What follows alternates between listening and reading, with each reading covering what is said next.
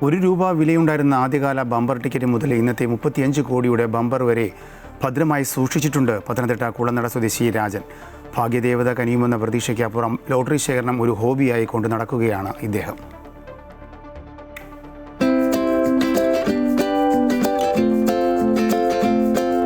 ഭാഗ്യം പരീക്ഷിക്കാൻ ലോട്ടറി എടുക്കുന്നവർ നമുക്കിടയിൽ നിരവധിയാണ്.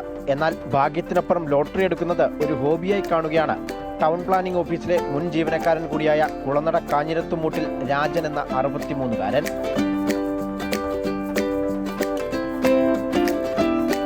ലോട്ടറിയുടെ ചരിത്രമറിയാൻ രാജന്റെ ഈ ശേഖരം പരിശോധിച്ചാൽ മതി. ആദ്യകാല ലോട്ടറികൾ, സൂപ്പർ ലോട്ടോ, വിവാദമായ സ്പോർട്സ് ലോട്ടറികൾ, പോലീസ് ഉദ്യോഗസ്ഥരുടെ ഭവന നിർമ്മാണത്തിനായി ഇറക്കിയ ജയ്ഭാഗ്യമാല ടിക്കറ്റ് തുടങ്ങി അപൂർവങ്ങളിൽ അപൂർവമായ ശേഖരമാണ് ഈ 63-കാരൻ്റേത്.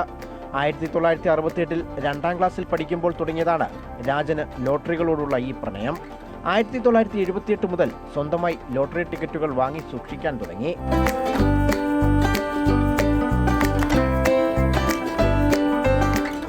ഞാനിതൊരു 68-69 കാലത്ത് ആരംഭിച്ചു. ഞാനന്ന് 2ാം സ്റ്റാൻഡേർഡിൽ പഠിക്കുകയായിരുന്നു.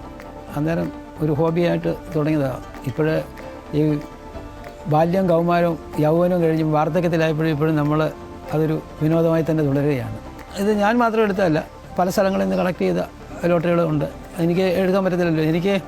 ഞാൻ 64 കാലഘട്ടത്തിൽ ജനിച്ച ആൾക്ക് 69 ലോട്ടറി എടുക്കാൻ പറ്റത്തില്ലല്ലോ.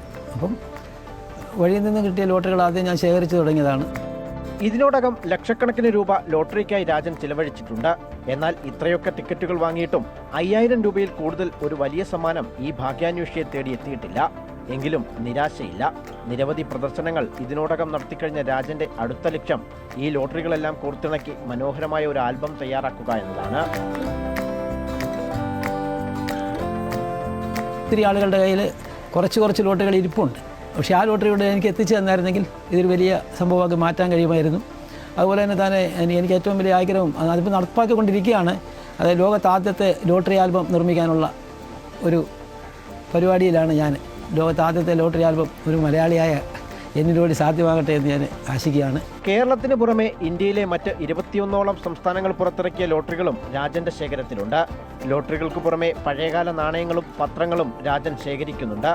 പ്രതീക്ഷയുടെയും കഠിനാധ്വാനത്തിന്റെയും ഈ ശേഖരവുമായി രാജൻ തന്റെ യാത്ര തുടരുകയാണ്. അമൃത ന്യൂസ്, പത്തനംതിട്ട.